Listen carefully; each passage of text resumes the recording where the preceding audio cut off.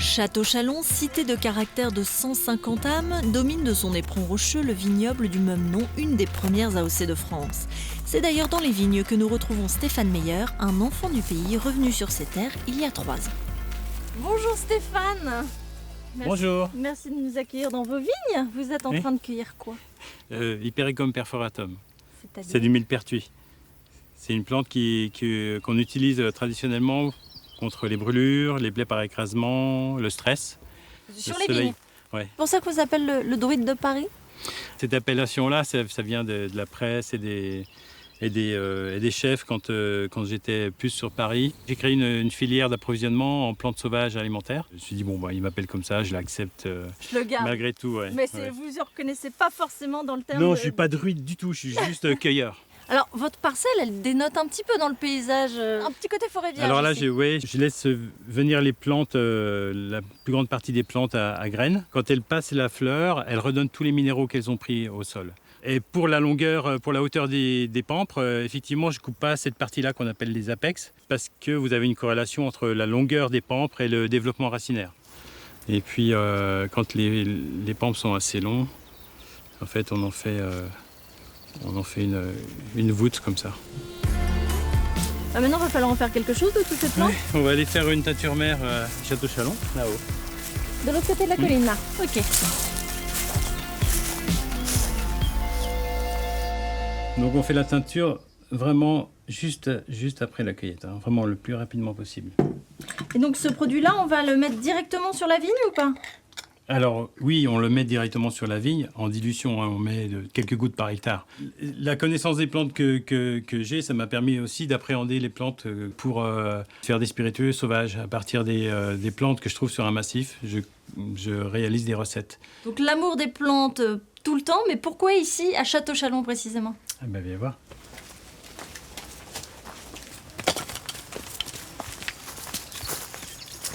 Ben voilà, j'ai grandi là. Donc, les vignes. La forêt. Donc c'est un peu en fait là que j'avais envie d'être. Et l'idée de vivre, de travailler, de faire du vin ici, comme vos ancêtres, la boucle est bouclée. Ouais, ça s'est présenté assez naturellement. On m'a proposé des vignes qu'on avait vendues en 75 et puis on m'a proposé la maison, un retour aux sources, mais que j'ai pas fait avant. J'étais peut-être pas assez mûr.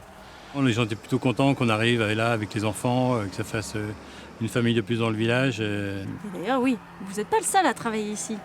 Là-bas, il y a Isabelle, votre épouse. Isabelle. Bonjour. Bonjour. Alors vous, quel est votre métier? Je suis directrice de la branche française d'Epoch Times. Et Epoch Times, c'est un groupe multimédia qui a été créé en 2000 par des Chinois qui voulaient communiquer librement sur la Chine. Et on peut embrasser le monde d'ici, Voilà. avec une vue sur les vignes. Oui, j'arrive à jongler assez facilement entre Château-Chalon, Paris, New York de temps en temps.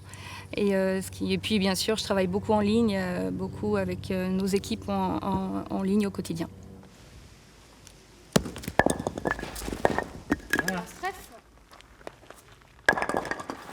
Donc c'est sérieux. C'est pas juste pour nous, vous jouez vraiment régulièrement au quai. Ouais, depuis peu, on a repris le jeu au moins une fois par semaine. Ici sur cette place. Ouais. Sur cette place. Ouais. On a toujours joué là. Bon Ouais. Stéphane, vous vouliez nous présenter Olivier, pourquoi? Olivier, vous faites quoi dans la vie? Écoutez, moi je suis décorateur de cinéma. Et là j'étais en tournage, là je suis passé, je suis arrivé hier. Et Vous avez une maison ici? Et oui, j'ai une maison ici, j'habite dans le haut du village. Et du coup, je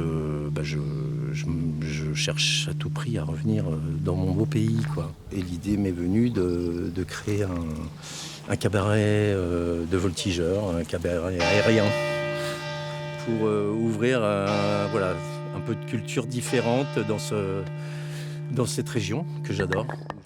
On reviendra voir ça, hein? Ouais, Vous bien, nous invitez. Vous êtes conviés. Hein. On reviendra jouer au quai, c'est ça. Voilà, Je vais essayer de comprendre les règles d'ici là. C'est pas gagné-gagné. Non. Hein